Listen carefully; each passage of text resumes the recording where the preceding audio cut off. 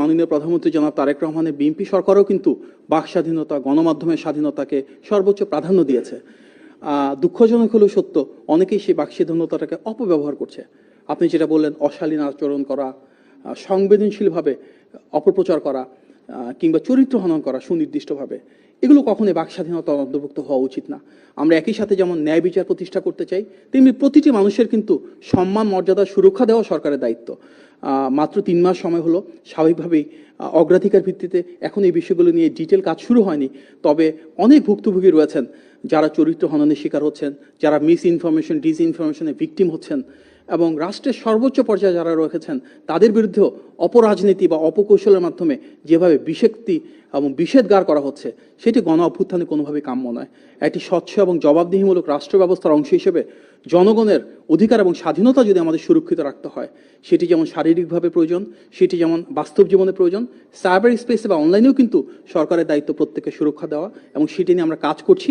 এবং এই বিভিন্ন ধরনের অপপ্রচার এবং চরিত্র হননে লিপ্ত তাদেরকে কিভাবে বাক স্বাধীনতা হরণ করা, যেভাবে তারা করছেন, সেখান থেকে একটা প্রক্রিয়ার ভেতর আনা যায়, সেগুলো নিয়ে হয়তো সামনের দিনগুলোতে কাজ করা হবে। তবে এই মুহূর্তে আমি বরং আপনাদের কাছে প্রশ্ন করছি, বাক স্বাধীনতা বলতে আসলে আমরা কি বুঝি?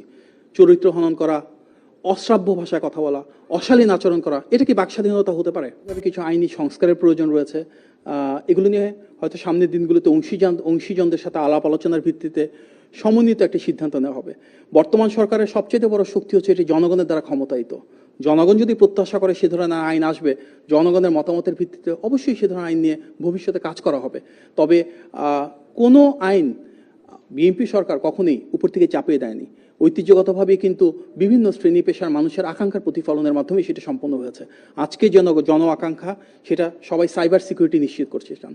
আজকে জন আকাঙ্ক্ষা, সেটি সাইবার স্পেসে নারীরা ওনাদের সম্মান এবং মর্যাদা ধরে রাখতে চান।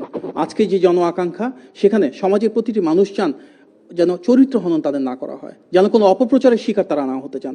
সুতরাং জনগণের সরকার হিসেবে ভবিষ্যতে এ নিয়ে যদি অংশীজনদের সাথে আলাপ আলোচনা করতে হয়, তাহলে করে সেভাবেই সিদ্ধান্ত নেওয়া হবে। তবে এখন পর্যন্ত সরকারের মাত্র 3 মাস সময় হলো, সেভাবে দৃশ্যমান অগ্রগতি এখানে এখন পর্যন্ত করা হয়নি। ধন্যবাদ। গণমাধ্যমের স্বাধীনতা, সাংবাদিকদের সুরক্ষার অংশ হিসেবে এটিকে একটা বড় প্রাধান্য হিসেবে দেখছি। সুনির্দিষ্টভাবে তথ্য তো আমার কাছে নেই, হয়তো যারা আইন মন্ত্রণালয়ের সাথে সংশ্লিষ্ট ওনাদের কাছে সুনির্দিষ্ট তথ্য আছে। তবে সরকারের অংশীদার হিসেবে আমরা সবাই মনে করি অবশ্যই তার বিচার হওয়া উচিত।